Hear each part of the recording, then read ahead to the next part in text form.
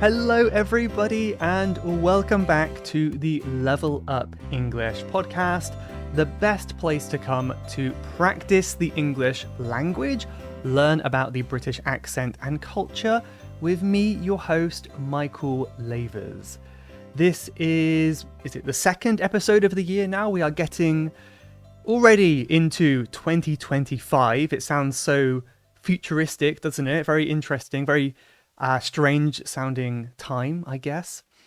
But I've been quite busy recently. I've been very busy with my work, working on the Level Up English website. Hopefully for the members there, you can notice I've been making some changes there. A lot of the changes are quite small. I'm improving things, I'm reorganizing things, I'm updating the quality of older things, and I'm honestly really proud of how everything is looking. So if you are a member, let me know what you think. If you're not a member, you might know this is where we have lots of courses and group classes, podcast transcripts, all that kind of stuff there. So it's a lot to keep me busy, but I really, really love working on it. So hopefully that will keep going ahead smoothly. I've also been quite interested recently in this idea of improving by just 1%. I think this is something that was said in the book called Atomic Habits, if I remember correctly. Many of you may have read that book. And it's the idea that to make positive changes in your life, you don't have to make a really, really big change that's going to make everything different all of a sudden. You can simply make a change that will just change 1% of the way you do something. And over time, that will have a big impact. You know, for example, if I go for a walk every morning and I walk 100 steps in the morning, very, very short walk, over time, after 1 year, that will add up to quite a lot of walking, and little things like that do make a difference in your health and any other goal you're trying to work on. So I'm also really thinking about ways I can do that. I'm thinking about my work, my language studies, and what other ways can I improve by 1%? And that's not really connected to the topic today, but I think it will be slightly connected by accident, by coincidence. And this is because today I'm talking about my 1 year, actually more than 1 year, but 1 year of language learning tracking. This is another thing that I've got into recently. Got into means you start to enjoy something or you begin a new hobby. I've really got into tracking different areas of my life, my fitness, my language learning, and stuff like that. And I found so many benefits from doing that. And in today's episode, I'm going to show you and tell you about my experience tracking my language studies for a whole year.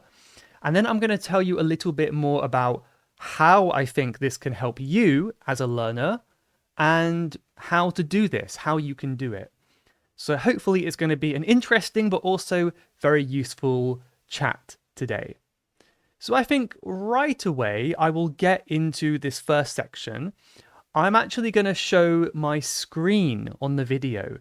So I do want to make it very clear, if you are an audio listener, I know most of you are audio listeners only, this should be fine. I'm going to do my best to describe what I'm seeing. So even if you aren't watching anything, you can still get benefit from this. However, if you do want to watch on YouTube, you can search for Level Up English Podcast. I'll also put my graphs and my stuff on the screen for you to have a look at. But anyway, let's get into it and have a look now. So several months ago, last year, I spoke about this topic already. So this may seem familiar to you. I started tracking my language studies on the 29th of August, 2023. So actually that was much longer ago than I remembered. It's actually been quite a long time. So yeah, August 2023, and then I did a little bit at the end of that year, and of course the whole of 2024. And I do think this kind of has to be personal. Like, I made all of this myself because I love getting really nerdy about statistics and data. I find it quite enjoyable. So it took some time to set up, but I did all of this myself. And basically, on the left of the screen, I record my, I'm only recording my Chinese and my Japanese study time. So basically in minutes and hours here, I will write down how much time I spend in total on that language per day. Some days it's very short, like the very first day here, I did 6 minutes on Chinese and 8 minutes on Japanese. So this just kind of shows you it doesn't have to be a huge study session every day. We have to work around our lives and what time we have. But if I go down to look at 2024, obviously this is what we call raw data, which means this is the times that I inputted, I added, but it's really difficult to see any patterns here. So that's why I have some graphs as well that would be very useful. But before we get to those graphs, I just want to explain briefly how this worked. So as I said, I wrote down all my times in here for the whole year. Then I have another page for Chinese specifically. In the corner, I input, which again means add, I input the time spent on each specific resource. So was it an italki lesson? Was it reading a book? Was it listening to a podcast? So I will write down how many minutes I spend on each one each day. It doesn't take very long, by the way. It takes 2 minutes each day to add this up. And then in the main section in the middle on the Chinese page, I have different columns for different skills. So this page shows resources and skills. And each month I reset the number so I can see how it's changing month to month.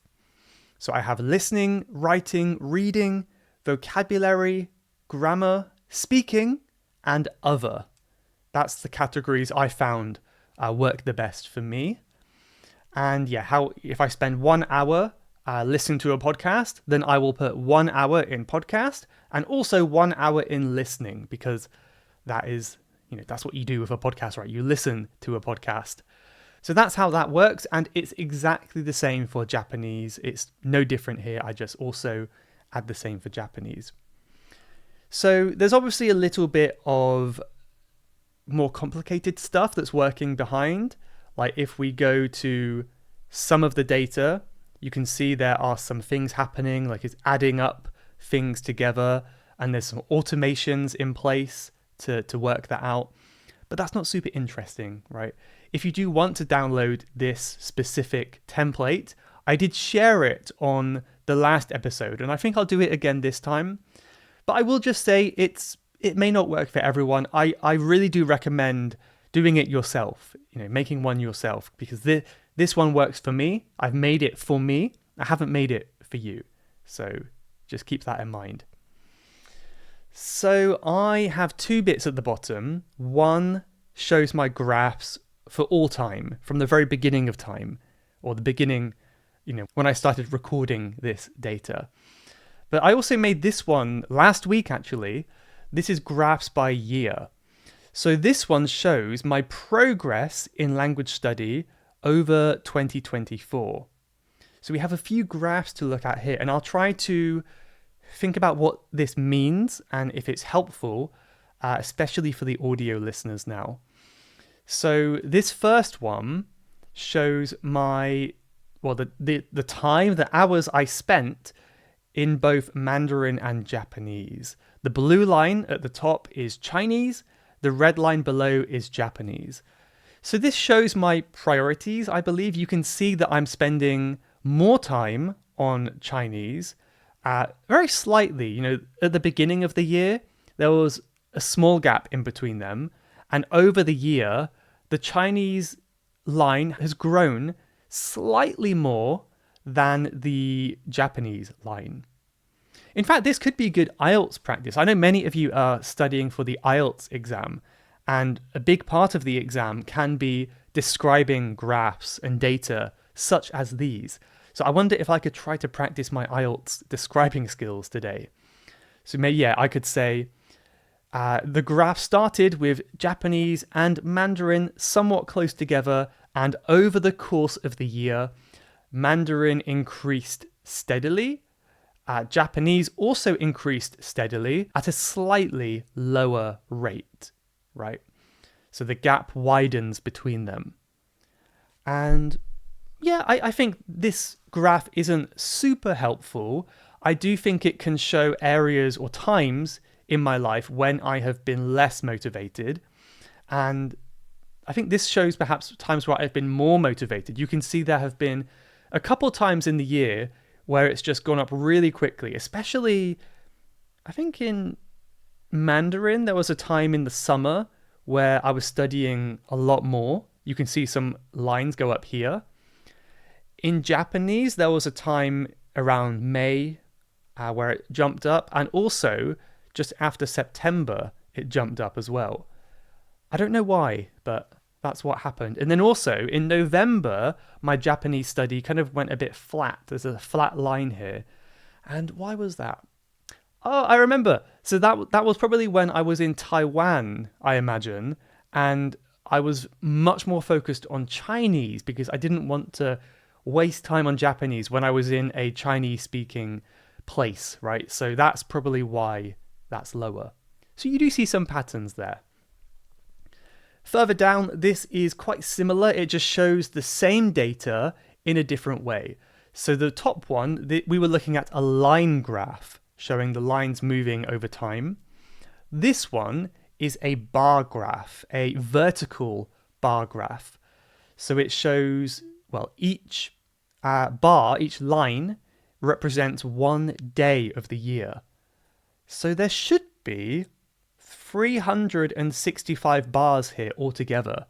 And I think this is much more interesting because you can see how much time I'm spending and it's going up and down. And you can definitely see in the summer, it was lower generally. July and August and September, it was generally lower. The beginning of the year was much higher generally. There was 1 week, I think I went on holiday. But generally higher. I think I was motivated, new year, new beginning, right? And then it kind of goes up and down throughout the year. And I think you can see towards the end of the year, after a short break here, I don't know what, maybe I was sick. I think that's why this gap here, I didn't study much. I was sick in that week. But yeah, then after that, it was a little bit higher. I got my motivation back again. So I think this is really interesting because it allows you to see that motivation does go up and down and the time you spend goes up and down. It's natural to happen.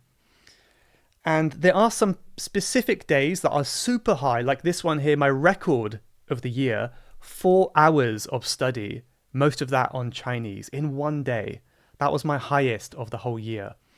But I think that was when I went to one of my Chinese speaking groups and I did lots of speaking practice there.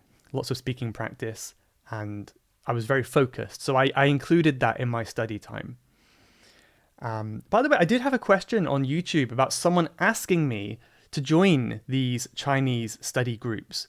So it's quite a specific thing, but if you do happen to be in Bangkok and you're learning Chinese, then maybe send me an email and I'll be happy to send you my group. Maybe you can come along to that as well. So anyway, there's that one. That's interesting. We've got a couple more now, not too many. I promise I won't be too long. Study resources. Now, this is where things get interesting for me. So this one shows Chinese and Japanese, how much time I spent on each resource. And this is grabbing the data from the previous page from this section here where we inputted the time on the resources. So first of all, when we compare, again, I'm going to try to use some good IELTS description sentences, right? When we compare the Chinese and Japanese language times, we can see there are some similarities, such as Anki, which is my flashcard software, being the highest by far, right? However, we can also see that Chinese has slightly more variety compared to Japanese. Japanese was mostly flashcards and podcast listening, And there was basically no grammar study and no writing, right? So that's Japanese. And then Chinese was a little bit more varied. There was more in-person talking. I had more italki lessons with my tutor online. I did slightly more reading. I suppose the amount of reading I did in each language was quite similar. Here's a good phrase for the exam. You can say the difference between them was negligible. Negligible, which means it's so small, it's not really that important. It's so small, it's not significant. It's not big. Right, but yeah, I think the big thing that you will notice is how much more time I spent on Anki flashcards compared to everything else. I spent around 100 hours on each language, so 200 hours total using Anki in this year. So I think this is both good and bad. At the beginning of the year, I thought this was bad because I was spending too much time on flashcards and not enough time speaking, not enough time reading. And I still think that's true. I need to spend more time speaking and reading. So that's a good takeaway, a good lesson for me. However, towards the end of the year, I did vastly improve my Anki efficiency. So what I mean by that is I stopped studying, specific words, individual words, and I started focusing much more on phrases and sentences, which I noticed started to help me in my speaking as well. So I do feel like it's actually quite useful for me now. The way that I have set up my flashcards has become quite useful. But yeah, my goal for 2025 is to make these lines in the other resources much bigger. And if we go down to the bottom one, we can see a similar thing. This is the same, except we're looking at different activities. I don't know why January isn't here. I think that's my mistake, but you get the idea. The different colors represent different activities. I put green as vocabulary. Again, it may not be the best word because in Anki, I'm studying sentences. And in these sentences, I'm also learning grammar and sentence structure, as well as vocabulary. So I think it's not just vocabulary, but just to simplify the graph, I've called it vocab. So as you can see, there's much more green compared to anything else. Green is vocabulary. But again, Chinese has a bit more variety, a lot more listening throughout the year in Chinese. And speaking, at the top, there's much more speaking in Chinese, apart from July, where for some reason in July I did nothing but flashcards. I don't know why. Japanese is a little bit less, not much speaking in Japanese. I want to improve that in 2025. And I think in both languages, I want to get the yellow much bigger. I want to do more reading as well. Listening is not too difficult for me. I can get that done, but reading is something I want to do more of. And writing. If you ask me, did I have a writing habit in 2024? I would say yes, I did have a writing habit. But when you look at these graphs, it doesn't seem like I did. I did a little bit of writing in 6 months of the year, right? But then in June, July, August, December, I didn't do any writing in Chinese and a little bit in Japanese in December. But it's, I think this goes to show we might think we do something, but in reality, it can be different. It's kind of like when the doctor asks you, how many alcoholic drinks do you have every week? I think almost everyone would say less than they actually drink. Obviously, there are many of us who don't drink alcohol, but those of us who do, we might say, maybe 1 or 2 drinks a week. But in reality, we're drinking like 6 or 7, but we kind of just think, nah, that's not regular. I don't always do that. But it's because you're not aware of your time and you're not aware of how frequent the habit has become. So that's one of the great benefits of tracking these things. And the final thing here is language study time per month. Again, I think I missed off the first 2 months. I need to fix that later. But yeah, here you kind of see the general trend. Our trend is like a pattern. And actually, having said that, I'm not sure there is a trend. It really, really fluctuates fluctuate is a nice advanced word, which means it goes up and down. So I think my most study time was maybe May. May, September, December, they all look quite high. Summertime was quite low. I think that was when I was doing more traveling in the summer, July and August. October, I was also traveling. So that's interesting. And I don't think that's a bad thing. I think we don't want to spend time studying when we're traveling and on holiday, right? That's not what we want to do. So I think that's fine. But again, you can see patterns here. And if I did notice it was getting less and less each month, then that would be a good sign that I need to change, right? So there's that. But anyway, I think I will leave that there. Let me know what you thought of that. Let me know if you think it's interesting, impressive, boring, a little bit crazy. I don't know. Tell me what you think of that. And I'm kind of hoping that maybe it's given you some ideas. You might want to do something similar. Maybe not necessarily in a Google sheet, but you could think about your own way of tracking.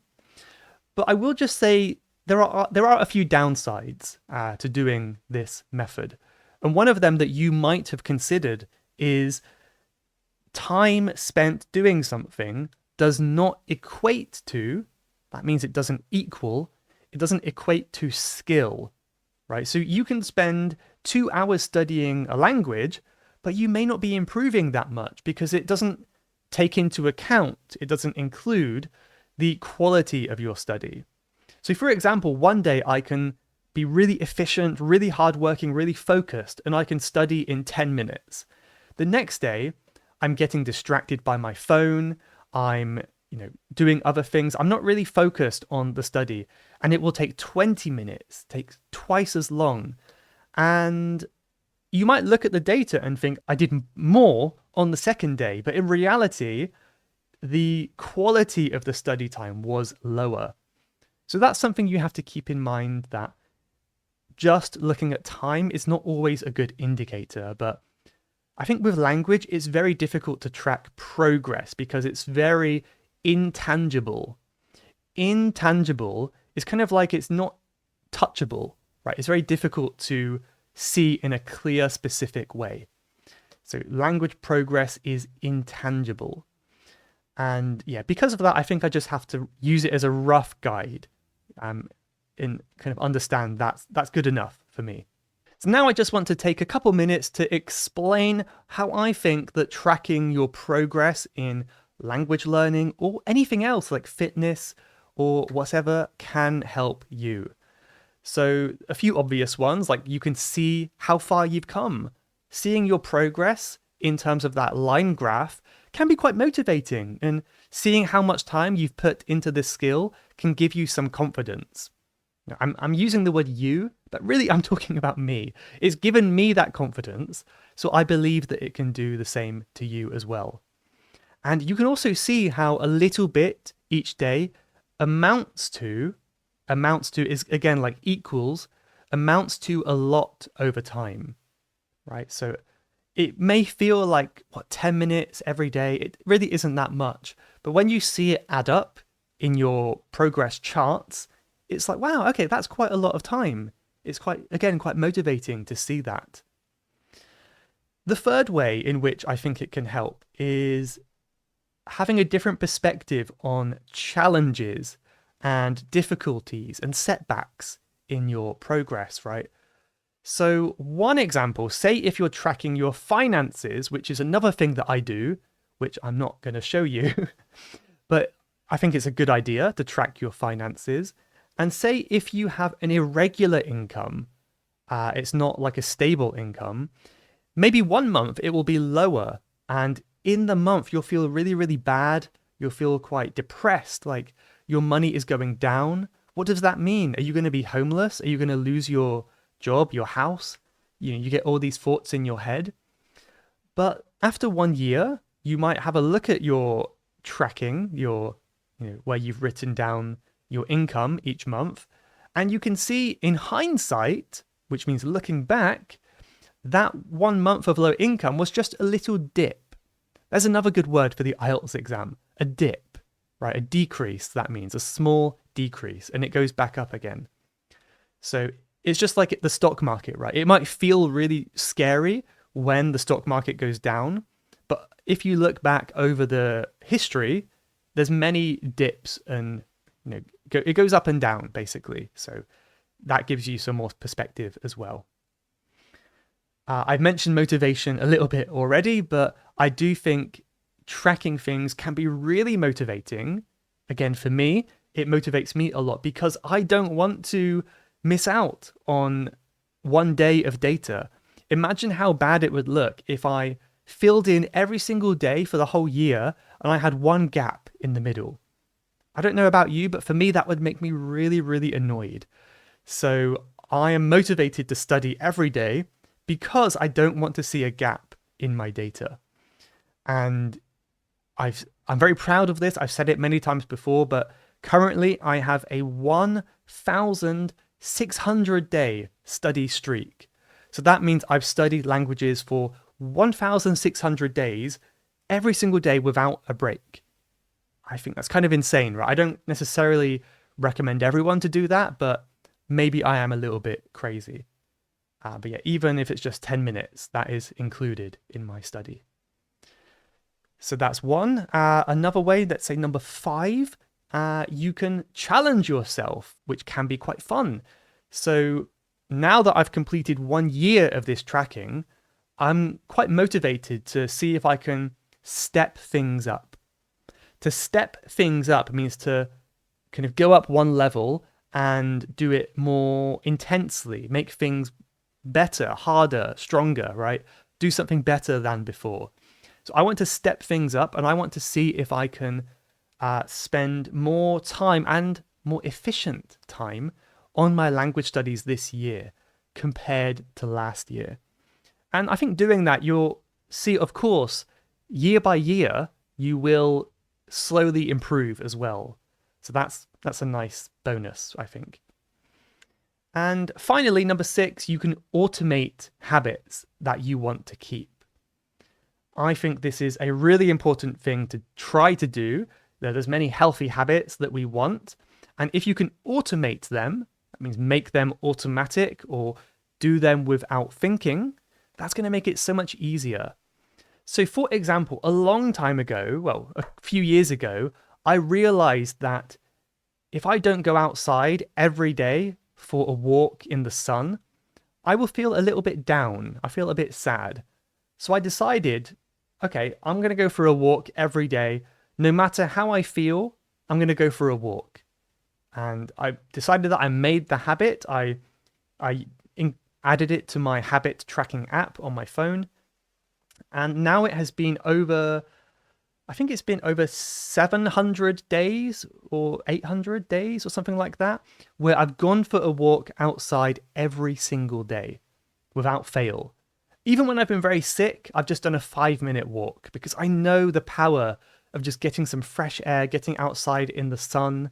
It can have a huge effect on my mental health. So I've automated that habit and I don't have to think about it anymore. I don't have to think about the reason why I'm doing it. I just follow my habit because past Michael from a couple years ago decided it was a good idea. And I trust past Michael in this case. Okay, last part of today, I want to talk about what you can do to track. How to track, where can you start? So again, you may not like my specific method of tracking my language studies, but here's some rough guidelines, I suppose. First of all, try your best to keep it specific.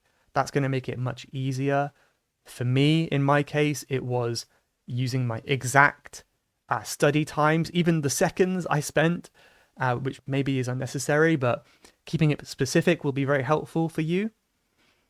The second tip is to try to find a way to track your progress so it focuses on the skill and not just the time you put in. Again, for language learning, I'm not sure how I can do that. If you have ideas or ways, suggestions for me to improve my method, then please let me know. But let's say you want to go to the gym. Rather than just ticking off when you go to the gym every day, Maybe you could also write down how far you're running or how heavy the weights are.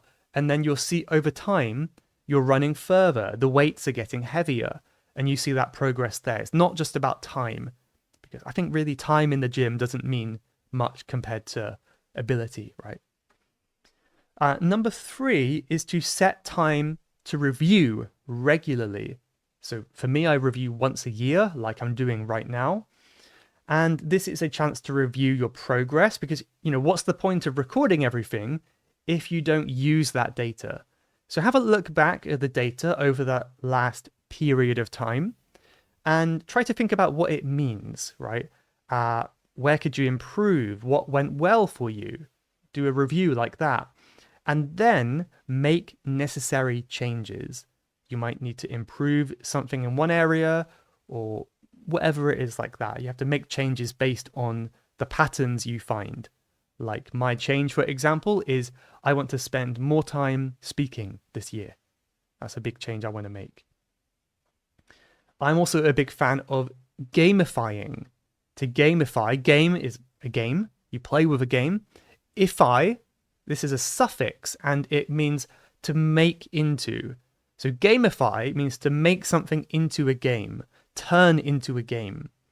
So see if you can gamify the tracking, or in other words, make it fun. So I think, there are many apps you could use, I'm sure, to gamify tracking progress. Like language learning apps like Duolingo is a great way to gamify language learning. And I also like to set myself challenges. I have one goal for this year, which is to have an average daily step count of 10,000 steps, which is quite a lot. But what I mean is I don't want to do 10,000 steps every day, but I want my average for the whole year to be 10,000 or more. So maybe if I do 5,000 today, I have to do more steps tomorrow to make my average go above 10,000. I think it's going to be quite a challenge for me, but I'm quite looking forward to this. So we'll see how that goes. And my last tip is, I kind of mentioned it already, look for apps to help you, websites, apps. I made all of mine on Google Sheets, but maybe you can find something more fun that works for you. But yeah, that's basically it. I don't know how long we've been going today, but I'm sure it's too long. So hope it hasn't bored you. I hope it's been interesting. I have a really relevant, really nice quote I want to share with you in just a second. First of all, I want to say a thank you to 2 reviews from Apple Podcasts. This one is from Moataz from Sudan. And they said, "I'm very grateful to you. When I started listening to you, my English was so bad, but now I feel better. You helped me a lot in my English. It has improved a lot. Thank you so much." Well, thank you so much, Moataz. That's super nice to hear. Yeah, just very happy. So thank you. Thank you very much. And one more from Gabrielle from Azerbaijan, it looks like. And Gabrielle says, "Liked it. Perfect pronunciation and articulation, and a comfortable and non-annoying voice." That is the best compliment I've ever received. Thank you. So yeah, I know what you mean. There are some podcasts where I love the content. I really want to hear what they have to say, but the voice is too annoying, so I can't listen. If you can find a podcast with a non-annoying voice, that is a great bonus. So yeah, thank you once again.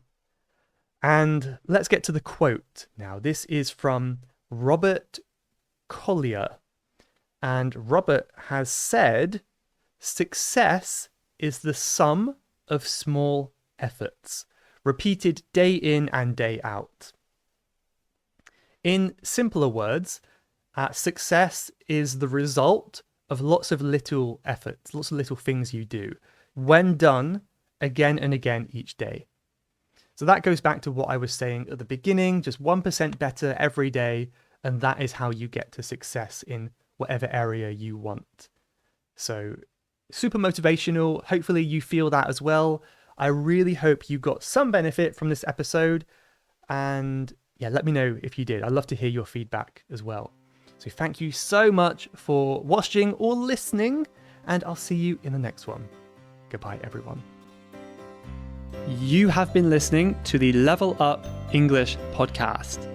If you would like to leave a question to be answered on a future episode, then please go to levelupenglish.school/podcast. That's levelupenglish.school/podcast. And I'll answer your question on a future episode. Thanks for listening.